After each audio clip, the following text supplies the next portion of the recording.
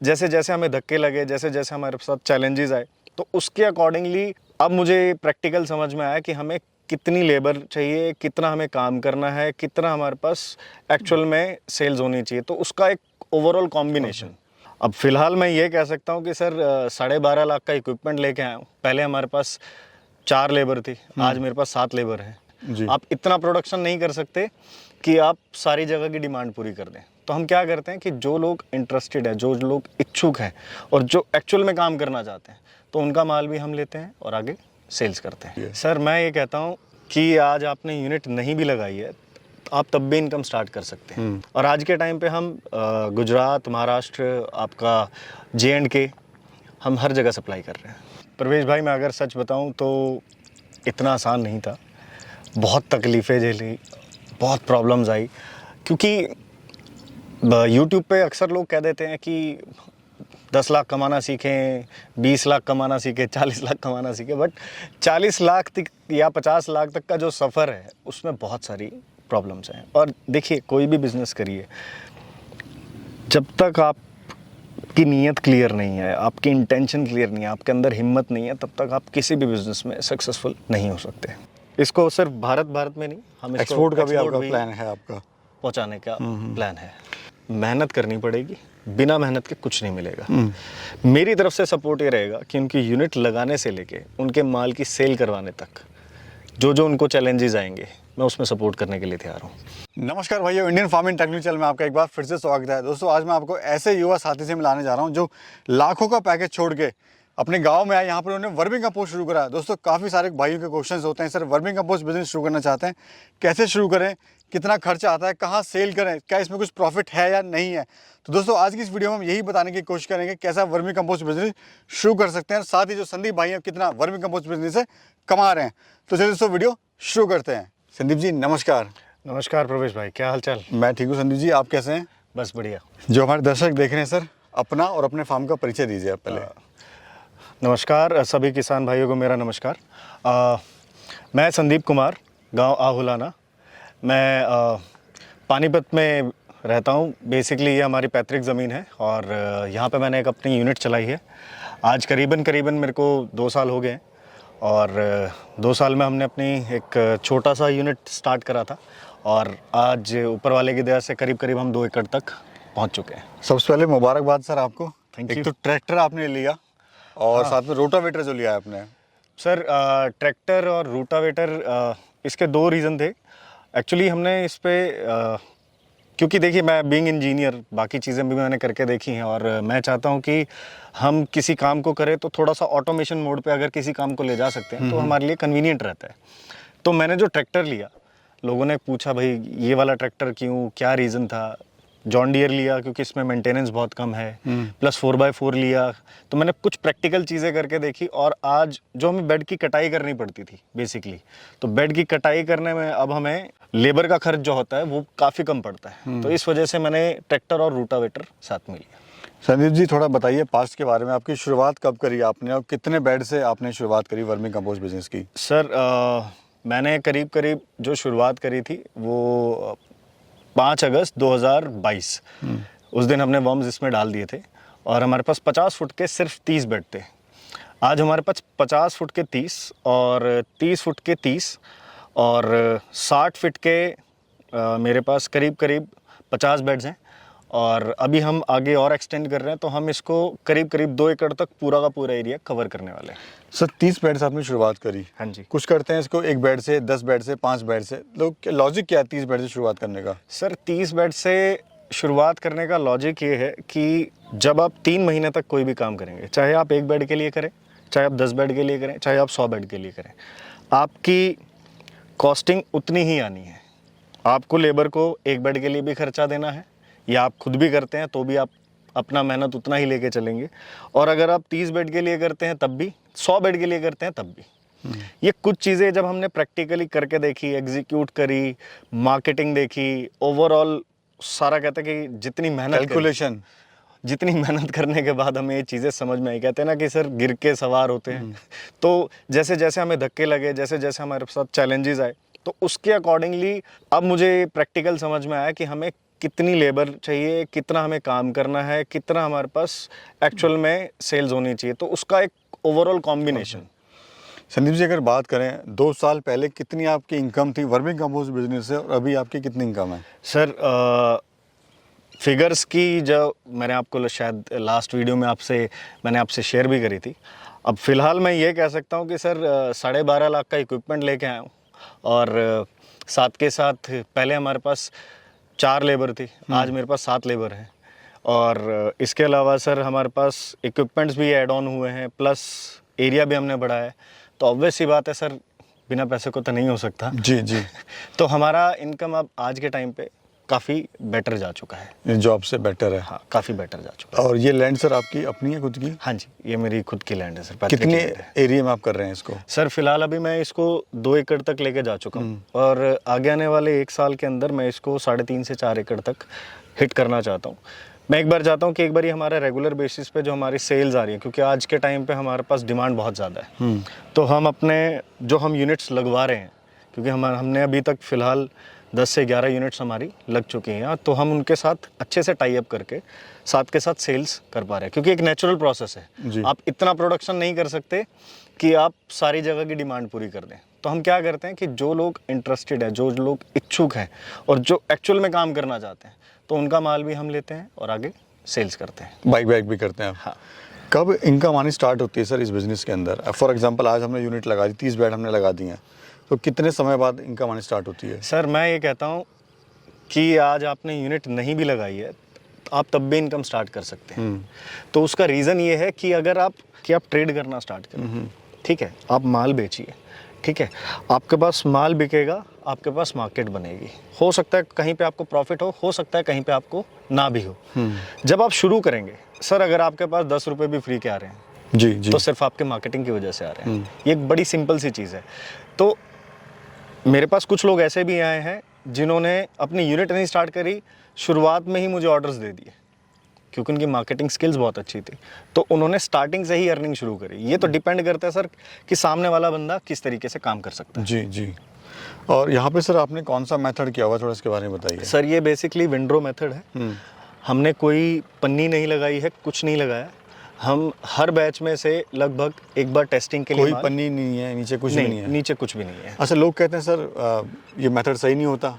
Sir देखिए, 100 मुंह 100 बातें जी। तो इसमें प्रॉब्लम्स क्या आती हैं सर कि हम लोग ये बात ज़रूर कह देते हैं कि ये मेथड सही नहीं होता या ये मेथड गलत होता है। डिपेंड ये करता है कि जो आपकी न्यूट्रिशन वैल्यू है आफ्टर टेस्टिंग, अगर उसमें कहीं प्रॉब्लम आ रही है तो कहीं ना कहीं मेथड में प्रॉब्लम है। अगर उसके बाद भी आपकी वैल्यूएशन बिल्कुल सही आ रही है, आपका पीएच लेवल अच्छा है, आपका एनपीके वैल्यू अच्छी है, इसके बाद आपका ऑर्गेनिक ऐश है, कंटेंट्स हैं, तो अगर वो सही आ रहे हैं तो फिर ये मेथड किस तरीके से गलत है? जी सही बात है।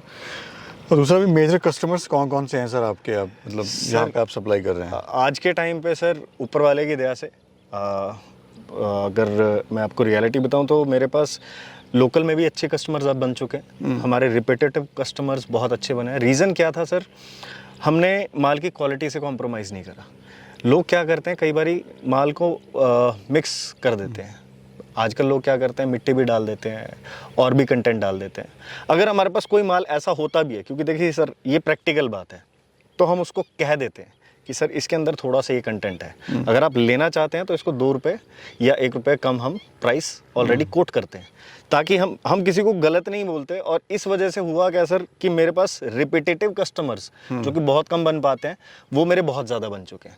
और आज के टाइम पे हम गुजरात, महाराष्ट्र, आपका J&K, हम हर जगह सप्लाई कर रहे हैं। सर अगर बात करें, हम कोई अगर 30 बेड से शुरुआत करता है, क्या अप्रॉक्सीमेट खर्चा आएगा और कितना उससे प्रॉफिट ले सकता है वो? सर 30 बेड से अगर हम शुरुआत की बात करें तो मैं ये कहूँगा कि देखिए, शुरुआत में आपको एक इन्वेस्टमेंट आपकी वर्म्स की रहती है, दूसरी इन्वेस्टमेंट आपकी लोकल गोबर की रहती है, तीसरी इन्वेस्टमेंट आपकी वहाँ पे पानी, पराल, बाकी चीज़ों की रहती है।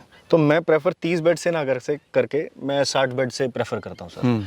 उसका कारण है, उसका कारण ये है कि आपके पास, मैं अगर बेड्स का एरिया लेके चलूँ सर, जैसे मान लीजिए 50 फीट के 30 बेड, तो मैं सिर्फ लंबाई का एरिया लेके चलूँ, दैट इज़ 1500 फुट। 1500 फुट की जगह मैं कहता हूँ कि आप कम से कम 3000 फुट एरिया लेके चलिए। उसका कारण ये है कि काम तो आपने उतने में भी करना है, जैसे मैंने शुरुआत में कहा, काम आपने उतने में भी करना है। तो मुद्दा ये है कि अगर आप काम 3,000 पे भी करेंगे तो आपके पास एटलीस्ट कुछ क्वांटिटी होगी, माल देने लायक आपके पास होगा। और अगर आप माल को अच्छे से काम कर पाते हैं प्रॉपरली, तो आपके पास स्टार्टिंग से ही सोर्स ऑफ इनकम अच्छा जनरेट हो जाता है। तो संदीप जी बताएं, जैसे हम देख रहे हूँ आप इंजीनियर थे, वहाँ एक कल्चर अलग होता है, यहाँ का कल्चर बिल्कुल अलग है। आप धूप में काम करना है, लेबर के साथ आपको काम करना है। तो क्या सफ़र इतना आसान था? आज खुद आप रोज़गार भी दे रहे हैं 7-7 लोगों को। सर प्रवेश भाई, मैं अगर सच बताऊं तो इतना आसान नहीं था।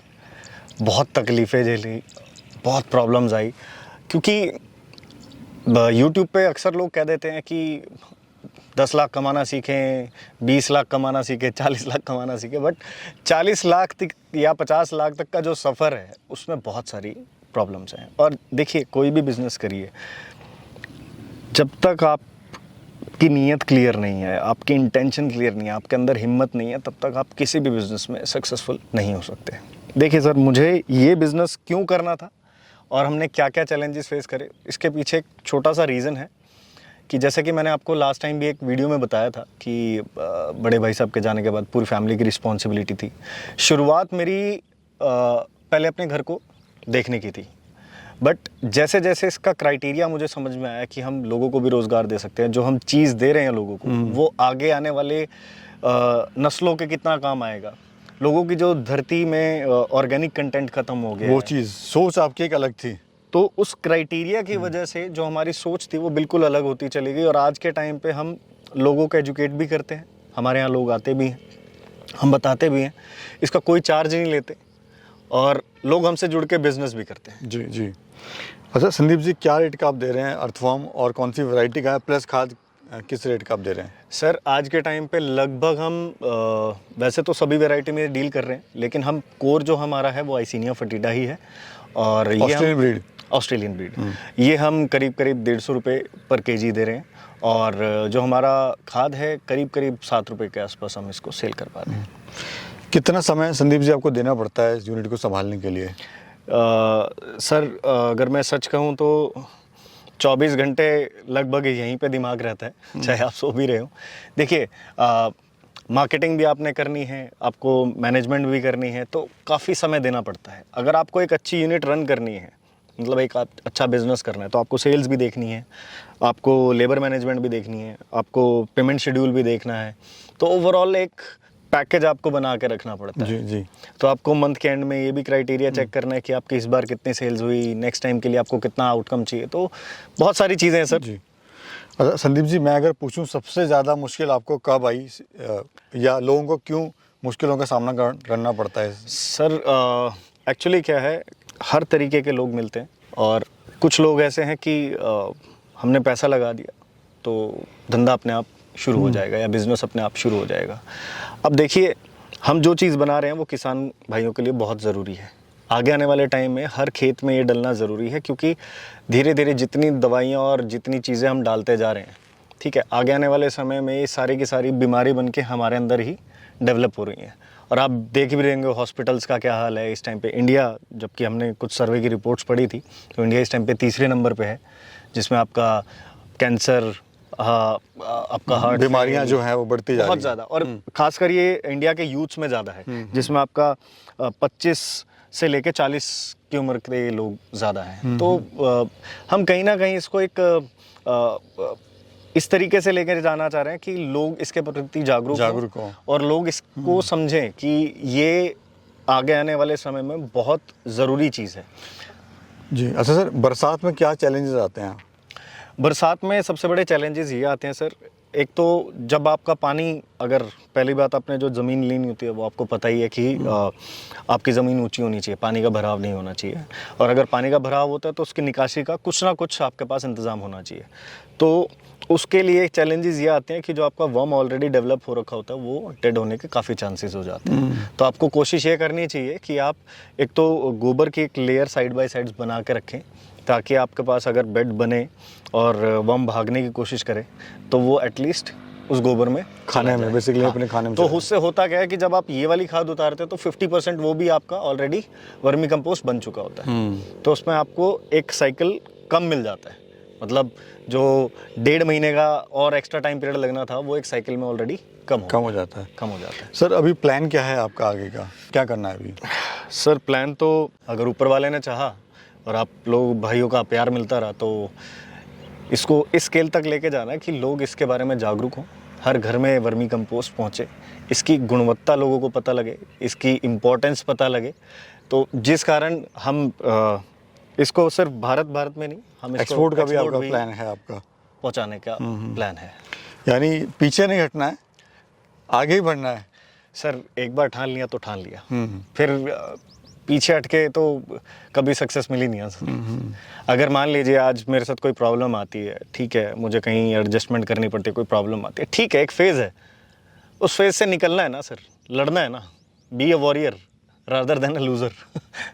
तो मेरे लिए वॉरियर बनना ज़्यादा बेटर है लूज़र बनने से। अच्छा सर, कैसे आप किसी की हेल्प कर सकते हैं और क्या हेल्प आप कर सकते हैं लोगों की? सर हेल्प के लिए ये मैं ये कहता हूँ कि लोग जो मेरे से जुड़ना चाहते हैं, पहली बात मैं सीधी सी बात बोलता हूँ सर, मेहनत करनी पड़ेगी, बिना मेहनत के कुछ नहीं मिलेगा। मेरी तरफ से सपोर्ट ये रहेगा कि उनकी यूनिट लगाने से लेके उनके माल की सेल करवाने तक जो जो उनको चैलेंजेस आएंगे मैं उसमें सपोर्ट करने के लिए तैयार हूँ, क्योंकि मैं 2 बंदे चाहता हूँ लेकिन अच्छे चाहता हूँ। मैं ऐसा नहीं चाहता कि हर जगह भाई आप भी वर्म्स ले जाओ, आप भी कर लो, कल को वो मुझे गालियाँ दें और फैमिली का एक मेंबर आपको चाहिए। हाँ, जो आपके सहयोग करे और पूरे ईमानदारी के साथ काम करे। बिल्कुल बिल्कुल। उससे सर अपने को बेनिफिट ये मिलता है कि हम एक तो अच्छी क्वालिटी का जो माल है एक तो स्केल पे बना सकते हैं, और हम उसकी स्केलेबिलिटी के साथ साथ जैसे हमारे पास क्वांटिटी अगर अच्छी होगी तो ऑब्वियसली बात हम सेल्स भी ज़्यादा कर पाएंगे। जैसे आज के टाइम पे हमारे पास सेल्स की चैलेंजेस है तो हमने खुद का एरिया बढ़ाया जी। ऐसे ही अगर हमें कुछ लोग और सपोर्ट में मिलते हैं तो डेफिनेटली हम आगे की तरफ भी मूव ऑन करेंगे कि हाँ यार हमें 4 बंदे और मिले या 4 सेल्स और फालतू आ रही है हमारे पास, तो हम कहाँ से माल ले सकते हैं। तो हमें कुछ लोग ऐसे चाहिए जो हमारे पार्टनर्स की तरह, हमारी फैमिली की तरह काम करें, तो वो हमारे लिए ज़्यादा। तो संदीप जी बहुत बहुत धन्यवाद आपका, बहुत अच्छी जानकारी आपने दी। और कहते हैं कि युवाओं के लिए, यूथ के लिए आप एक रोल मॉडल हैं। मतलब इतनी अच्छी जॉब छोड़ के आपने गोबर में और खेत में आप काम कर रहे हैं, अपनी ज़मीन से जुड़े हुए हैं, अपने गांव में ही आपने रोज़गार खुद भी लिया हुआ है, साथ में आपने 7 लोगों को रोज़गार भी दिया हुआ है। सर कुछ नहीं सर, ऊपर वाले का करम है, हम बस मेहनत करे जा रहे हैं सर, बाकी तो देना तो उसके हाथ में है। बाकी सर एक मैसेज यही देना चाहूँगा, जो लोग सच में हिम्मत करके काम करना चाहते हैं वो इस काम में जुड़े, ज़रूर जुड़े, क्योंकि आगे आने वाले टाइम में इस काम का बहुत अच्छा फ्यूचर भी है। लेकिन जो मेहनत नहीं कर सकते, सिर्फ ये सोचते हैं कि पैसा लगा दिया तो मेरा काम चल जाएगा, वो बिल्कुल भी पॉसिबल नहीं है। खुद ज़मीन पर उतरना पड़ेगा। बिल्कुल। तो दोस्तों यहाँ पे मैं कहूँगा संदीप जी के लिए, वीडियो के लिए नहीं, संदीप जी के लिए एक लाइक तो बनता है, क्योंकि इन्होंने एक चकाचौंध की ज़िंदगी छोड़ के वापस गाँव में आए और अपना कुछ अच्छा करने की, ज़मीन के लिए, धरती माता के लिए कुछ अच्छा करने की यहाँ पे सोच रहे हैं। तो दोस्तों वीडियो आपको कैसे लगी कमेंट सेक्शन में जरूर बताइएगा, हमें आपके कमेंट का इंतजार रहेगा। आप चाहते हैं कुछ इस तरह की वीडियोस देखना तो वो भी हमें बताइएगा। मिलते हैं फिर एक और नए सफ़र में, एक और नई जर्नी के साथ में, तब तक के लिए नमस्कार।